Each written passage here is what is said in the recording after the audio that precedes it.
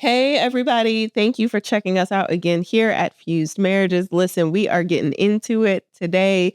Today's topic title is one that Michael chose: Romantic Tragedy, What Marriage Really Is. Ooh, we're going to have to get into it. So join us, tell your friends and family, and let's talk about it. Thank you for tuning in. We are Tristin and Michael, and you are listening to Fused, transparent conversations for marriage, family, and relationships. We invite you to join us as we discuss topics that are thought about but not talked about. So tell your friends and family to check us out and join us on all of our social handles as well as on our website, fusedmarriages.com. What's going on with you today? Hey, everything is everything, sir. Everything is everything? Yes, sir. You got that smile, this beautiful smile and glowing and all kind of stuff. I like that. Thank you. Okay, we're starting off all right. Got to. Okay, so for today's topic, I'm going to let you introduce this one because you so aptly named today's show. So take it away. So today's name of today's show is called Romantic Tragedy. Mm-hmm. Subtitle: What Marriage is Really About. You'll notice he put tragedy and marriage as the same. It absolutely is. And I think we can hopefully try to explain what we're talking about, what we mean when we say tragedy, right? And, there's a reason why I got on this attire. All black. I got all black. The idea of wearing all black, because sometimes, you wear black at a funeral, right? Well, some people wear black at at weddings, but, I wear black at funerals or something. I'm feeling sad or down about something, this, that, and the other. Mm-hmm. So I'm coordinating my attire, what I have on, with maybe we should be wearing black to weddings. Okay? Just maybe. All right, folks. Let's dig into it. Maybe. I'm just saying maybe. Okay, let me hear what you have to say, because this is interesting so far. So y'all listening too, put your comments in the chat because I want to know what y'all have to say about what he's about to say. I'm going to start wearing black to all weddings. That's what I'm going to do. Personally going to do. And I don't want people to get offended if they do get offended, I'm going to say, go watch this show and it'll explain why. Okay, well, explain why, because I need to know why we're about to be looking like mourners at a wedding. So Fair enough. So whenever we get married, where do we get married at typically, right? We go to, they call it, go to the marriage altar, right? Mm-hmm. So in my mind, I started doing a little research. I'm going to use a word etymology. Mm-hmm. Did looking up some of the root words. So you have me get smart. You get somebody to help elevate you. You can't stay at the same level. She helped me, use bigger words and this, that, and understand, actually use them correctly. So you motivate me. I'm just saying. Come on, babe. You do motivate me. You know what I mean? So you smart. I can't just be down here. So he was never down there. So you pushing me to be great. That's all I'm saying. I'm giving you your credit. Thank you. But the idea, I said, what altar? Like, okay, marriage altar. So, we kind of talked about the law first mentioned. Mm-hmm. We're Bible-based people in regards to, our foundation. Mm-hmm. But I went and looked in the Bible and said, okay, hey, where's altar first come up? Right. Okay. And believe it or not, it comes up actually with Noah. So no mention with Adam and Eve and, Cain and Abel, all that. They talk about different stuff and offering, but it doesn't say altar. Okay. So when Noah, the altar comes up after the flood. Y'all know the story. There's a big grand flood. Noah gets his family and some animals get on the boat. They get off the water recedes. They get off the boat. Noah builds an altar. Right. Mm-hmm. Which makes sense. He's stepping into something new. He wants to worship, honor God, and he wants to provide a sacrifice. Okay. So made me think about why do we use altar? When we say marriage altar, right? The idea of an altar is kind of an interesting term in itself, right? We kind of look at it from a traditional standpoint, like it's a fixture. Mm-hmm. But something typically happens if it is a fixture at that fixture, right? There's typically something that dies there. Mm-hmm. There's typically something that's either burned or removed as an honor of you stepping into something new. Okay. Right? Or you're trying to say, hey, you know what? I'm thankful for this opportunity. This is going back from a biblical standpoint, how they definitely did altar and they did their sacrifice. And if I wanted to apply that to what we have today, we're talking about going to the altar. We said, I'm going to the altar. I'm going to get married I'm going to the marriage altar. Mm-hmm. My belief is that, and we can have a discussion, is that while I got on all black, something has to die. Some things have to die when you get married.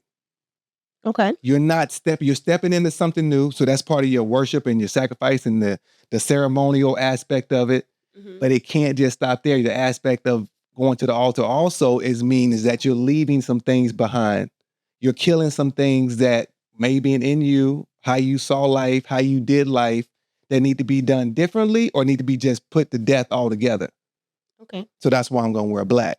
Because going to the marriage altar means you have to kill some things. Mm-hmm. You had to have some death of some things. You won't let me keep going. I'll start let me get started. Hey. Go ahead. What you go? Give me. That's good. Okay, what you thinking though? Yeah. That's kind of a lot. I'm off. I threw you off a little bit. No, what? well, you said when you get married, when you go to the altar, when you decide to say I do, there is a death of sorts of some of the things, maybe previous habits or previous lives. And it just started making me think about like, okay, what does that look like? So why don't you provide all of us maybe a couple of examples of what you might have to kill at the altar? Okay, let's go through that. So we got some points we're gonna cover. We can go start with our points. Does that work okay? That's fine. You? So one of them is the death of things, right? We're talking about the death when you go into the altar is how you use your time. Okay, talk through it. So the idea of when you get married, you have kind of like the set routine, what you do when you go to work, when you come home. You got this freedom, right? Of how you utilize your time. Yeah. The idea of going to the altar is going to force you, you're going to have to kill how you use your time when you join with someone else. I can't work every night. I shouldn't until 10, 11 p.m. every night. I'm leaving at 5 a.m. I shouldn't. I should kill that. Yeah. Right. I may have to kill the time that, you know what? Hey, I may go after work and go hang out with the boys. You know what I mean? I got kids at the house now. I need to kill that. Yeah. Not saying you shouldn't do that at all, or times you may have to work late. But the idea of that, like, okay, that's your norm. This is what I do. That's what I do. No, I got that time aspect needs to die. Oh, wait.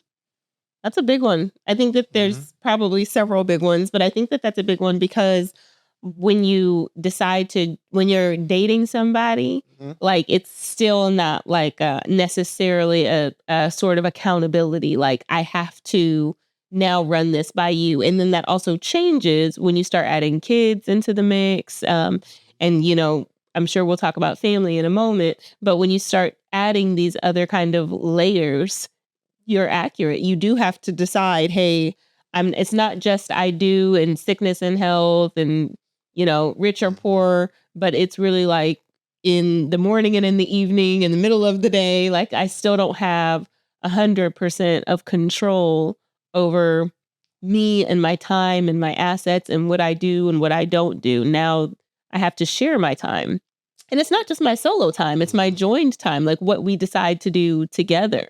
You know, like how do we negotiate the time between the two of us, depending on how many other things are factors. So yeah, time is a big one. Yeah. You ready to go number 2? We good? Let's hear it. Okay. So killing stuff. We kill it, but for a good reason, right? So we're talking about marriage, going to the altar, being the aspect of you get things of the death that takes place, right? Yeah. There's a funeral that takes place at the altar.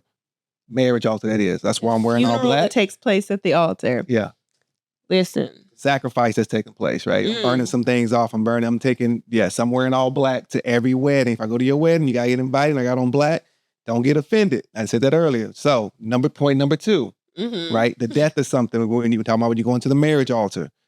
This is a good one, I think. This may be controversial. I don't know. Okay. But the death of how your family sees and relates to you, right? You get married. We join, we lock up, we trying to figure out what we gonna be. Your family gonna be like, hold on, you didn't change. Why you now? I used to pick the phone up and call you. Now you ain't answer this, that, and the other, or you can't come over to all our events anymore. Not saying that should be eliminated. I'm not an advocate for that, right? But how you used to relate to your family how they used to see you, it's gonna be different. The old you and how they related to you is gonna die. It needs to. It has to, in order for the two of us to really go the new thing to be created. Tell it. Well, because I think that this one in particular, this is why there's so much destruction in particularly some of those early years of marriage. And it can really persist is because you think, well, they're going to do this is what I've always done. This is me and my family. We get together every Christmas. Well, what if I want to do a Christmas with the two of us or with our family group? Well, this is just what we do. And there can be a lot of tension between the two individuals as well as the extended family, because the expectation is I'm going to do what I've always done. And now you're just going to join me in doing that. Whereas not considering what that looks like. And then you get feedback from the extended family. Well, you've always done this and now you with them and you doing things differently and we don't understand why and ... You rehearsing that like that didn't happen before or something. I'm just saying. Ain't nothing wrong with it. Hey, life is life. It makes me want to share in what you're saying in terms of this death at the altar. Right. And this is something that we've talked about when we've done premarital counseling, is really kind of digging down in the weeds of the things and saying, how do we want our family to look? The two of us, and if we extend beyond us, what does that look like in this sphere? And then in the other spheres and other pockets, because it's both friends and family, because you can have some friends that you get together and you do Friendsgiving every December 23rd or 24th or November, excuse me. And now, well, we normally go out of town or we planned on doing this thing. So it's making those amendments to what do your relationships look like now that your primary focus is home. And a lot of people are scared to do that because they're scared to see what happens. Well, what if this don't work? My family is my family and they always number one. And then you have this other person feeling like, well, if they're number one, like where do I fall in that? So it makes me want to ask a question, maybe a little bit of a challenging, possibly controversial question. So how does that play out, this idea that you're talking about, like as it regards to family? How does that look? Ooh, I'm almost scared to ask it. Ask it, girl. Don't be scared of nobody. How does that look when we're talking about blended families? How does that look when we talk about blended families? Of the aspect of this idea to see you different. Yeah, they're going to see you different. Oh, that can take that a lot of different ways. I know. So, with blended families, we know there's a lot of people that reached out that we talked to a lot of blended families, right? They're taking the premarital course, so we know what's happening a lot, right? I think statistics even say like majority of families now that are getting together are blended. Yeah, statistically, right. Which is a good segue to like kind of understand. So like the idea of blended families and family seeing you different, or man, I hate to say, but kids sometimes have to figure out how to relate differently now. Cause right, I might have had you exclusively. I might have this and now we got this, this other person in the house and we trying to figure out. It's like, man, I'm sensitive to the kids aspect of it because they didn't really ask for any side of it. But when you got other parents, the kids' grandparents and other aunties and how they used to utilize time, it's gonna be tough. Like it's gonna be different. We lived that, right? It is different, and it really is. It's an ongoing adjustment, and it really is an ongoing adjustment for every stage that they're in. With their toddlers at one age and then their preschool and middle school and high school, like you making these like, oh, okay. And you almost like have to be sold to say, hey, at each step of what I thought was going to be, I may have to like reevaluate that. I thought it was going to be like this. I may have to kill that idea and go and it's going to be this way. Yeah. And really, you don't have a lot of control. You have some control, but the idea of blended families and seeing you differently, it's like, I think a lot of times, I know I personally, I didn't want to be seen differently. Right. I want to be seen in a positive light with my older girls and even with their moms, right? Trying to say, hey, I'm still the same dad. In reality, that wasn't going to be functionally, it wasn't going to work. Right. I was going to be seen differently because now I'm coming in with the greatest partner on earth, hand in hand, trying to conquer the world. And everybody don't like looking at that. Right. And I'm not saying they did or didn't, but just the idea that like, hey, it's going to be different. It just ain't. This is not Michael Colter coming into a situation now. This is Michael and Tristin Colter coming in to be the best parents for this situation. Yeah. Right? Biological or not, bonus mom or whatever or not. So yeah, so like the death things I had to kill that in my own headspace. Like, here's what I thought. Okay, nope, that's not gonna be. I gotta go to transition to something different because we're building something different. Yeah. I think I had to kill that too from our perspective because I thought it was gonna be something that it wasn't. And I think you pointed out something really important is that when you're going through this process of dying, it's daily.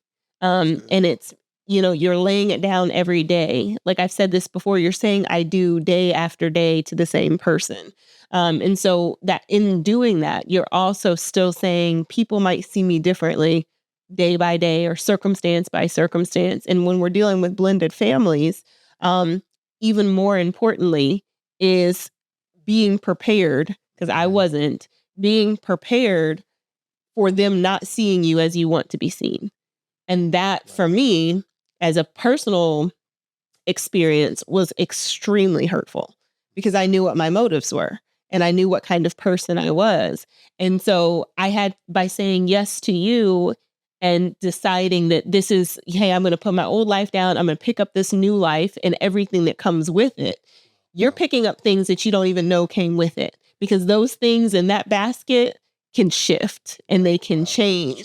And you're still saying, okay, I still do, even though this person, they were for me at one point and now they're against me, or now they're talking badly about me, or now they don't see me the way that they saw me a week ago, 2 weeks ago, 2 years ago. And then that's always a part of the mix, but you're still sacrificing daily. And that first big one is at the altar, because one day we'll have to tell our whole story, because our wedding day was a whole mess. The whole thing. So sad and wonderful. What did you call it? A romantic tragedy? Romantic tragedy. That's definitely, that's us. And I say that to say that there's still hope. And, we've heard before, like how you start doesn't have to be how you finish. But also recognizing that in that, the two of you have to be willing to be ears for the other and be sensitive to what the other person is experiencing. Because what you say I do to, some of it you don't even know until later down the line. But you have to at least be conscious that one of these things that can change is how your family sees you. And that happened to us on both sides. Right. And it was really hard, but making sure that we want to make sure that that is something that could change. No matter how they are the day before the wedding, 2 years later, it might not be the same circumstances. That's good. So another one I want to get into is the death of how you handle money. Yeah, I mean, so I think we call it obvious, right? But we have our own ways of handling money, what we save for, what we spend on prior to getting in a relationship or getting married. Sometimes you get somebody to say, hey, they're going to come and do everything because you have the best way of doing it. Mm-hmm. Most times, even if they jacked up how they handle it, they may not be there. It's going to be some kind of discussion, figuring out. You're going to have to kill, like, hold on. Yeah, I was saving this amount. Now I'm going to have to maybe spend more because we got to get house stuff. Mm-hmm. That's my story, right? I'm like, we don't need paintings. What we need, pictures and decor. Like, what's wrong with a white wall? I thought that. But I had to kill that idea. And it got killed very quickly, by the way. But I had to kill that idea. What I thought that was going to be, how money was going to be spent. Yeah. I grew up in a house that was like that. You know what I mean? It wasn't much, it was a loving home, but I didn't see much on the walls. Mm-hmm. It wasn't much in the house. Mm-hmm. Some of that was money, some of that was choice, but either way, I didn't see it. Yeah. So I grew up thinking that's how it's handled. But I had to kill that idea. And, you helped, you kind of pushed me in a loving way, y'all. Most of the time. Loving way. To say, listen, hey, you know what? You need to get something for I need some painting. Something on the wall. Something. I can't do that. I'm just, I'm cool anyway, but yeah, I had to kill that idea. Mm-hmm. That's just one of the many money things, you know what I mean? We had all kind of stories with money. I had to scrap it. And we had to sit down and talk. We had to talk. No, we had to sit down and talk. I'm not saying scrap is like went to one side or the other, but I had these plans. of how things are going to be laid out and money wise, and we're saving this, that, and the other, But then I say, okay, this is not working because that's controlling. By the way, y'all, if y'all think you have the right answer, I didn't realize that. I would never said that by myself prior to this conversation or having this kind of thought, not this conversation, but this kind of thinking. Yeah. That is controlling. Mm-hmm. Even if it's doing the right thing, right? Put it right in my eyes. Even if it's doing the right thing in your own eyes, you're still trying to control that person and say, hey, do it this way because it's the best way. Versus sitting down, which I had to do, and say, hey, okay, let's come up with our system. Yeah. I'm going to kill my way of doing it. I'm going to do that purposely, but let's come up with the way that works for us. Yeah. And in talking about finances, it's like, I think most people know that finances is going to be part of a conversation when you get married, but there's all kinds of little things that you don't necessarily think about when you're talking about marriage that don't necessarily come up within like the first 5 years. It might be talking about, how do you put money towards college or paying off your own student loans or building up your credit or how you support family. Hey, every year I give $100 to my nieces and nephews. Yeah. Like, wait a minute, you got 10 nieces and nephews. We didn't have that conversation. Listen, I'm just saying, like, so we haven't discussed that. So there's lots of conversations about that need to be had that might kind of be kind of those micro becoming macro conversations that you don't really think about. Because I think a lot of us would think, oh yeah, we're going to see the bank account, we're going to pay bills, we're going to go on vacations, but you might not think about what happens if looking at child support. What happens if you're looking at a car accident? You have to buy another car. Do you get the same car, or do you get a car of lesser value, or do you go ahead and replace it, get the insurance money? How do you think about money? Because how you think about money change, not just how you spend it, not just like, okay, I buy groceries every 2 weeks and I get this much groceries. Like even thinking about like health. How do you take care of your health? How do you take care of your mental health? How do you take care of your physical health? Do you have a personal trainer? Do you work with a nutritionist? Do you just like, what do you do? And these are the kinds of things that can become a challenge if you don't at least say like, okay, my way and the way that I have done it may not be the way that I do it going forward. Maybe some things have to shift in here. And again, reevaluating those things. And we say do that annually. So you've had enough time to see, is this working? Hey, we've done this. This is how much we spent this past year on these different categories. Did it work? Was it worth it? Did we spend more than we thought? Are we being intentional about our spending? Or are we just going to the store and buying stuff?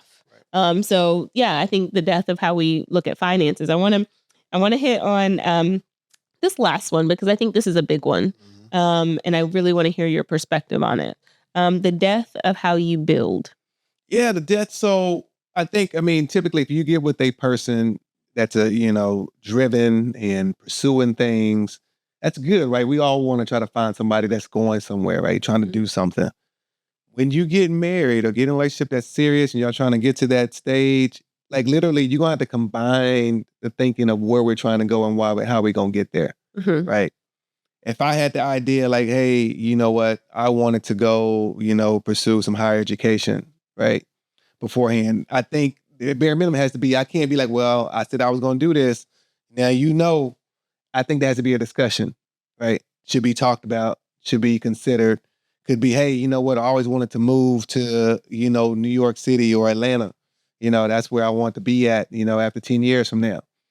I think that should be a discussion. You have to dream about that, which is fine because you're pursuing things. You want to get you get a law firm or whatever you're going to have. You get a business started, and that's great, right? But we got to figure out, okay, now, can I combine my thinking or my dreams with my spouse's dreams, and that's needed. Or I think you end up having resentment, get conflict. People look at you sideways. Oh, he think he know everything. He over here gonna make me go over here and do this, that, and the other. I don't mean, look at me kind of funny. Did I do that? Okay, I'm making sure. Your dog hollers. I may have, but I would apologize if I did. I'm apologizing now if I did. But the idea that you don't want to say, okay, hey, because I have this dream and idea, even if it's a good one, most of them are pretty decent, we think anyway. They like to kind of just push that onto your partner, assuming they have to go along for the journey.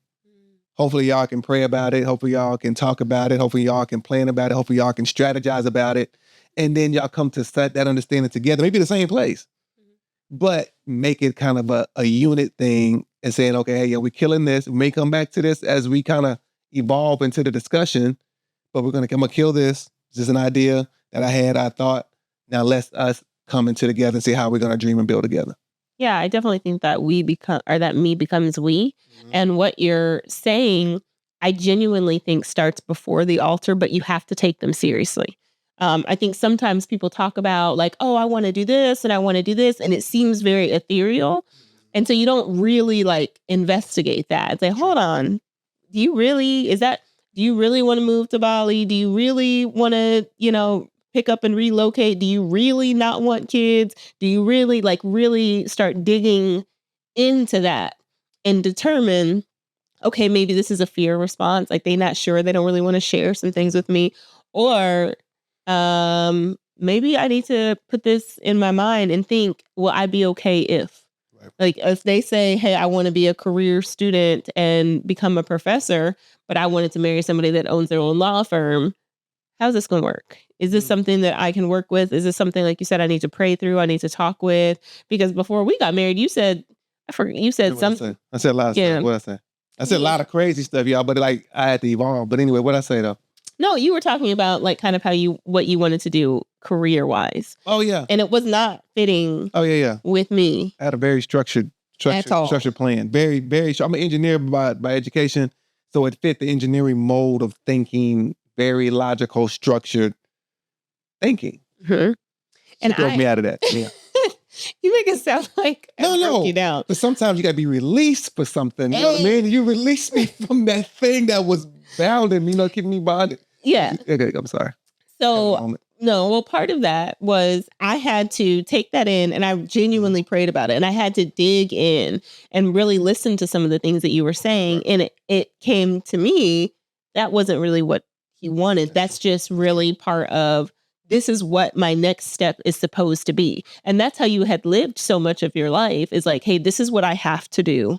I had my daughter, our oldest daughter, had her young, so I had to do these things. These were the responsible things to do. These were the steps that I had to take. This was the path that I knew, versus the path that took stepping out on faith, believing in something else. And so when he and I got together, we had to kind of wade through some of that. And then on my side, I'm like, anything is possible, and I still believe anything is possible. But he had to put and I'm a very, I don't know how to say, like a very regimented person in terms of organization and how I think things should be.